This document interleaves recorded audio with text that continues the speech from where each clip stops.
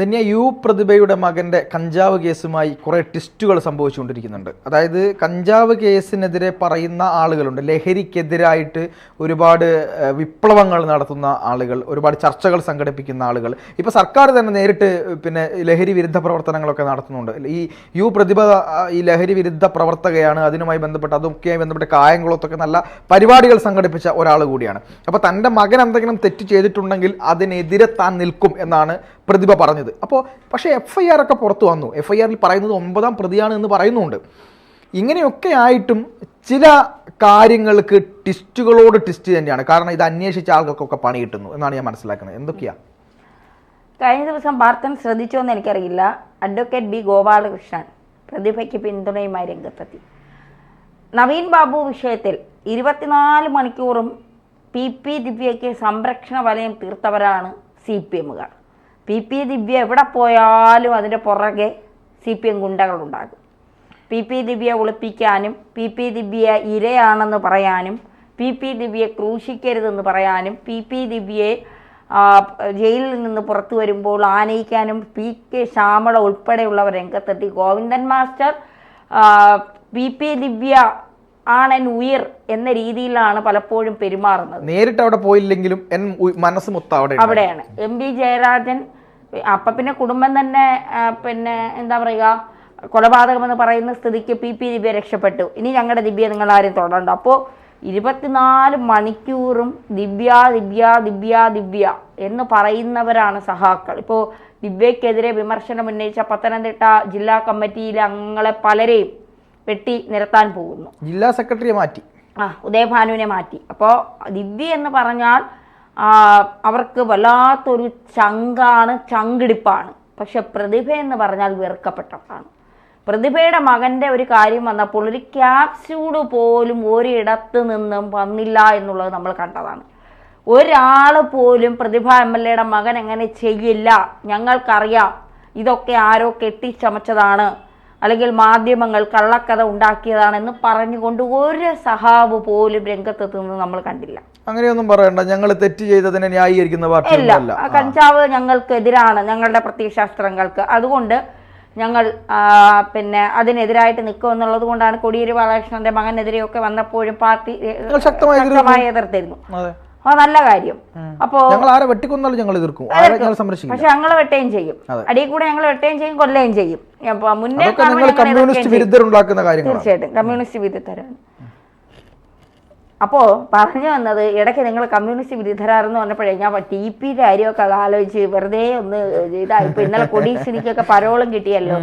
മാനസപുത്രൻ പുറത്തിറങ്ങിയതിൽ നിങ്ങൾ എന്തിനാ ഇങ്ങനെ വിരളി പൂണ്ടുന്നത് എന്നൊക്കെ അച്ഛൻ ചോദിക്കുന്നതിന്റെ ഒരു ഇതൊക്കെ കേട്ടായിരുന്നു. അതൊക്കെ അവിടെ നിന്ന് കേട്ടെ. ജയരാജൻ സഖാവ് സഹാവിന്റെ പേര് പറഞ്ഞാൽ PG ആർമിക്കാരെല്ലാരും കൂടെ വാരി വലിച്ചിട്ട് ഉടുക്കും. അതുകൊണ്ട് മിണ്ടാതിരിക്കാം. അപ്പൊ പറഞ്ഞു വന്നത് പ്രതിഭ സഹാക്കന്മാർക്കൊക്കെ ഇപ്പൊ വെറുക്കപ്പെട്ടവളാണ്. പ്രതിഭയെ കണ്ട ഏരിയയിലേക്ക് സഹാക്കന്മാർ പോവില്ലെന്നാണ് പറയുന്നത്. കാരണം എന്താ, പ്രതിഭ തെറ്റുകൾ ചൂണ്ടിക്കാട്ടും. ഫേസ്ബുക്കിലൂടെ പുറഞ്ച സഹാക്കന്മാർക്കെതിരെ സംസാരിക്കും. അതുകൊണ്ട് പ്രതിഭ തൽക്കാലം എങ്ങനെ പ്രതിഭയെ പുറത്താക്കാം, ഏത് വഴിക്ക് പുറത്താക്കാം, ഇനി അതിൻ്റെ വല്ലതും നാടകമാണോ മകനെ ഈ കള്ളക്കേസിൽ കുടുക്കിയത്, അതോ ഒറിജിനൽ കേസാണോ, ഇതൊന്നും അറിയാൻ കഴിയില്ല. ഇതൊക്കെ ഇനി വരട്ടെ, കാലമെല്ലാം തെളിയിക്കും. അപ്പോൾ ഗോപാലകൃഷ്ണൻ ഇന്നലെ ഒരു എന്താ പറയുക പിന്തുണ പ്രഖ്യാപിച്ചു. പ്രതിഭയ്ക്കൊപ്പം ഞങ്ങളുണ്ട്. ഭയന്ന് വിറച്ച് മുഖ്യൻ ഉൾപ്പെടെയുള്ള നിക്കറി മുള്ളിയെന്നാണ് അറിയുന്നത്. എന്തിനാ ഭയന്നത്? പ്രതിഭ കാവി അണിയുമോ, താമരക്കാലത്തിലേക്ക് താമര നട്ട് വളർത്താൻ പ്രതിഭ പോകുമോ? കാരണം പ്രതിഭയ്ക്ക് കായംകുളത്ത് നല്ല പ്രാതിനിധ്യമുണ്ട്. പ്രതിഭയെ സ്നേഹിക്കുന്ന ഒരുപാട് ജനങ്ങളുണ്ട് കായംകുളത്ത്. അത് BJPക്ക് നന്നായിട്ടറിയാം. പ്രതിഭയെ വെറുക്കപ്പെട്ടവളാക്കി CPM മാറ്റി നിർത്തിയെങ്കിൽ പോലും പലരും കാലുവാരിയിട്ട് പലരും തലകുത്തി മറിഞ്ഞ് നിന്നിട്ട് പ്രതിഭയെ അവിടെ തോൽപ്പിക്കാൻ കഴിഞ്ഞില്ല. പ്രതിഭയ്ക്ക് എത്രത്തോളം ജനപിന്തുണയുള്ള ഒരാളാണ്. അപ്പോൾ സ്വാഭാവികമായിട്ടും BJP ഒരു സീറ്റ് ആഗ്രഹിച്ചാൽ കായംകുളത്ത് പ്രതിഭയെ BJPയിലേക്ക് കൊണ്ടുവന്നിട്ട് കായംകുളത്ത് BJP ഒരു സ്ഥാനാർത്ഥിത്വം പ്രതിഭയ്ക്ക് നൽകിയാൽ ഈസിയായി പ്രതിഭ ജയിക്കും. അതിലൊരു സംശയം വേണ്ട. കമ്മ്യൂണിസ്റ്റുകാരി ആയതുകൊണ്ടല്ല, അല്ലെങ്കിൽ കമ്മ്യൂണിസ്റ്റ് ആശയങ്ങൾ പിന്തുടർന്നത് കൊണ്ടല്ല പ്രതിഭ കഴിഞ്ഞ തവണ അവിടെ ജയിച്ചത്. കമ്മ്യൂണിസ്റ്റ് ആശയങ്ങളെ തിരുത്തേണ്ടടുത്ത് തിരുത്തി പറഞ്ഞാണ് പ്രതിഭ മുന്നോട്ട് പോകുന്നത്. അപ്പൊ കമ്മ്യൂണിസ്റ്റുകളുടെ തെറ്റായ കാര്യങ്ങൾ കമ്മ്യൂണിസ്റ്റിന്റെ തെറ്റായ ആശയങ്ങളെയും തെറ്റായ നടപടികളെയും തിരുത്തിയാണ് പ്രതിഭ മുന്നോട്ട് പോകുന്നത്. അപ്പോൾ പ്രതിഭയുടേതായ കുറെ ആളുകളൊപ്പമുണ്ട്. പ്രതിഭ എന്ന് പറയുന്ന വ്യക്തിയെ തിരിച്ചറിയുന്ന കുറെ ആളുകളുണ്ട്. അതുകൊണ്ടാണ് പലപ്പോഴും മാറ്റി നിർത്തപ്പെട്ടിട്ടും വിമർശനങ്ങൾ ഏറ്റിട്ടും പ്രതിഭ അനങ്ങാതെയും കുലുങ്ങാതെയും നിൽക്കുന്നത്. മുഴുവൻ ഇവർക്കെതിരെ നിന്നിട്ട് അവർ ജയിച്ചു. അതുകൊണ്ട് അത് BJP നന്നായിട്ട് അറിയാം. BJP ഒരു തന്ത്രം പ്രയോഗിച്ചു.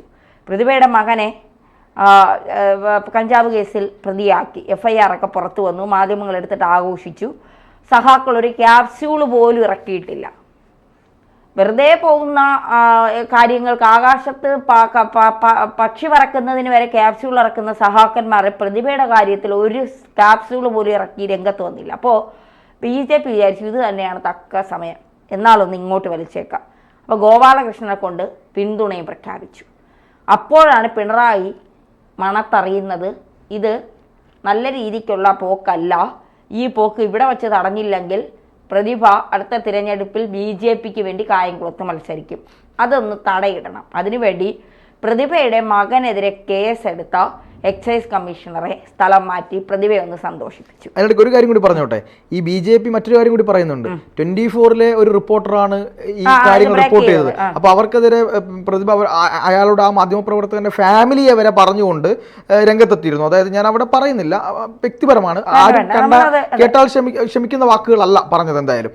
അപ്പം അവിടെ പറയുന്നത് ഇദ്ദേഹം ഒരു സംഘടനാ പ്രവർത്തനത്തിലൂടെയൊക്കെ വന്ന വ്യക്തിയാണ്. ആര്? ഈ പറയുന്ന 24-ലെ മാധ്യമപ്രവർത്തകൻ, ഇടത് സംഘടനാ പ്രവർത്തനത്തിന്റെ ഭാഗമായി നിന്ന ആളാണ്. അപ്പൊ അതുകൊണ്ട് അവിടെ കൃത്യമായി CPM കളിച്ചു, അതുകൊണ്ട് CPM കളിച്ച് പ്രതിഭയെ കുടുക്കിയതാണ് എന്നുള്ള തരത്തിലുള്ള ആരോപണങ്ങളൊക്കെ വരുന്നുണ്ട്. പക്ഷെ ഇദ്ദേഹം പറയുന്നത് എന്താ, എന്നെ വിളിച്ചു പറഞ്ഞത് അവിടുത്തെ കോൺഗ്രസ്സുകാരും RSSകാരാണ് കാര്യം ആദ്യമായിട്ട് വിളിച്ചു പറഞ്ഞത്. അപ്പൊ ഞാനത് കൃത്യമായിട്ട് അന്വേഷിച്ച് ഉറപ്പ് വരുത്തിയതിന്റെ അടിസ്ഥാനത്തിലാണ് ഞാനത് പറഞ്ഞത്. നിങ്ങൾ FIR നോക്കൂ, എന്നെ എന്തിനാണ് ഇവിടുത്തെ തെറി പറയുന്നത്? നിങ്ങൾ ഈ പറയുന്ന പൂരത്തെറികളും കാര്യങ്ങളൊക്കെ നിങ്ങളുടെ സംസ്കാരമാണ്, അതൊക്കെ നിങ്ങൾ വെച്ചോളുക, ഇനി ഞാൻ നിയമത്തിന്റെ വഴിക്ക് പോകും എന്നാണ് അദ്ദേഹം പറഞ്ഞത്. തുടരാം. അല്ല, ഈ പറയുന്ന 24-ലെ റിപ്പോർട്ടർ ഓക്കെ, മാധ്യമങ്ങളാണ്. മാധ്യമങ്ങൾക്ക് എനിക്ക് തോന്നുന്നു 24 പോലുള്ള മാധ്യമം, ഏഷ്യാനെറ്റും 24 പോലുള്ള മാധ്യമങ്ങളൊന്നും അങ്ങനെ കാര്യങ്ങളൊന്നും അന്വേഷിച്ചറിയാതെ എന്നും വെറുതെ ചാടിക്കേറി വാർത്ത മറ്റാളുകളെ പോലെ ആവേശഭരിതരൊന്നും അല്ല. അവര് അങ്ങനെ ചാടിക്കേറി വാർത്തയൊന്നും കൊടുക്കാറ്, അത്യാവശ്യം അന്വേഷിക്കും. ഇനി അവരെ ഭാഗത്തു നിന്ന് എന്തെങ്കിലും മിസ്റ്റേക്ക് ഉണ്ടെങ്കിൽ അത് തിരുത്തി പറയാനും അവർ തയ്യാറാവാറുണ്ട്. പലപ്പോഴും നമ്മളത് കണ്ടിട്ടുള്ളതാണ്. അപ്പോൾ വാർത്ത കിട്ടിയത് സത്യമാണ്. FIR ഇട്ടൊരു വാർത്ത എങ്ങനെയാണ് വാർത്ത കള്ളമാകുന്നത്? നമുക്ക് FIR ഇട്ടില്ല, കേസ് രജിസ്റ്റർ ചെയ്തില്ല എങ്കിൽ ഓക്കെ. FIR-ൽ പേര് വന്ന ഒരു കേസ് എങ്ങനെയാണ് കള്ള കേസാകുന്നത്? ഇപ്പോൾ പ്രതിഭയെ കൊടുക്കാൻ ആരെങ്കിലും ശ്രമിച്ചിട്ടുണ്ടെങ്കിൽ ഓക്കെ, അതൊരു കള്ള കേസായിരിക്കും. FIR ഇടാനും ഇപ്പം 6-7-8 കുട്ടികൾ അവിടെ ഇരിക്കുന്നു, അവരെ പിടിച്ചോണ്ട് പോകുന്നു, ഇവരെ കഞ്ചാവ് ഉപയോഗിച്ചിട്ടുണ്ടെന്ന് പറയുന്നു, തെളിവൊന്നുമില്ല, അവരെ മെഡിക്കൽ പരിശോധന നടത്തിയതായിട്ട് തെളിവില്ല, അവരെ കയ്യിൽ നിന്ന് കഞ്ചാവ് 3 ഗ്രാം, ആദ്യം 90 ഗ്രാം എന്ന് പറയുന്നു, പിന്നെ 3 ഗ്രാം എന്ന് പറയുന്നു. ഈ പിടിച്ച കഞ്ചാവ് എവിടെയെന്ന് ചോദിച്ചിട്ട് ഒരു വിവരവും ഇല്ല. അപ്പോൾ ഇനി കുടുക്കിയതാണ്, പ്രതിഭയെ പുറത്താക്കാൻ ആരെങ്കിലും കിടച്ച നാടകമാണ് ഇതെങ്കിൽ തീർച്ചയായിട്ടും അത് BJP നല്ല രീതിയിൽ ഉപയോഗിക്കും. BJPക്ക് പ്രതിഭയെ കൊണ്ടുവന്നിട്ട് ഏത് തരത്തിൽ പ്രതിഭയെ അവിടെ സ്ഥാനാർത്ഥിയാക്കണമെന്നൊക്കെ BJPക്ക് നന്നായിട്ട് അറിയാം. അപ്പോൾ ഞാനൊരു സംശയം തന്നെയാ, ഒരു ഭരണകക്ഷി MLA-യുടെ മകനെയൊക്കെ ഈ പറയുന്ന FIR ഉൾപ്പെടുത്താൻ മാത്രം ധൈര്യമൊക്കെ എക്സൈസിന് വരുമോ? അത് മോളിൽ നിന്ന് ഓർഡർ ഉണ്ടെങ്കിൽ പിന്നെ എക്സൈസിന് വരാത്തെന്താ? മര്യാദയ്ക്ക് ഇട്ടോളണം. ഞങ്ങൾക്ക് അവൾ വെറുക്കപ്പെട്ടവളാണ്, അതുകൊണ്ട് എങ്ങനെയും പാർട്ടിയിൽ നിന്ന് പുറത്താക്കണം. പുറത്താക്കാൻ അവരെന്താ, ഇന്നലെ PSM മാഷ് പറഞ്ഞതുപോലെ പുറത്താക്കണേന് 1 മാസം മുമ്പേ അവർ തുടങ്ങും. പെണ്ണ് കേസ്, ഗർഭിണിയാക്കൽ, ലഹരി കേസ്. പിന്നെ ഇതിപ്പോൾ പ്രതിഭയെ ഇപ്പോൾ വേറൊന്നും പറയാൻ പറ്റില്ല.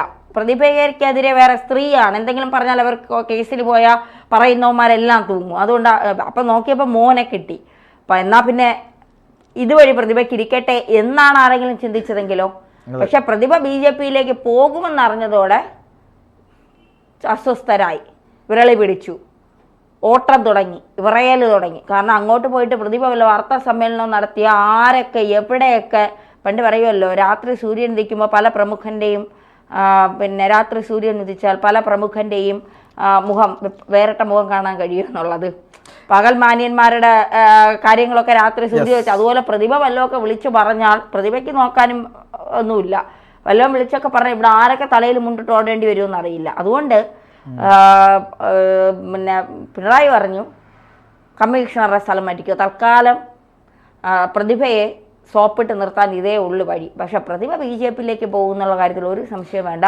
സന്ദീപ് കോൺഗ്രസിലേക്ക് പോയെങ്കിൽ CPM-ന്റെ എല്ലാ തെറ്റുകളും, എല്ലാ ദുഷ്ടത്തരങ്ങളും, എല്ലാ കേളികൊട്ടുകളും വിളിച്ചു പറഞ്ഞുകൊണ്ട് പ്രതിഭ ഇങ്ങോട്ടേക്ക് വരും. അങ്ങനെ ആ പാവത്തിനെ മലപ്പുറത്തേക്ക് എടുത്ത് തട്ടി നല്ല കാര്യങ്ങൾ മാത്രം ചെയ്ത ഒരു മനുഷ്യനെ. അതെ.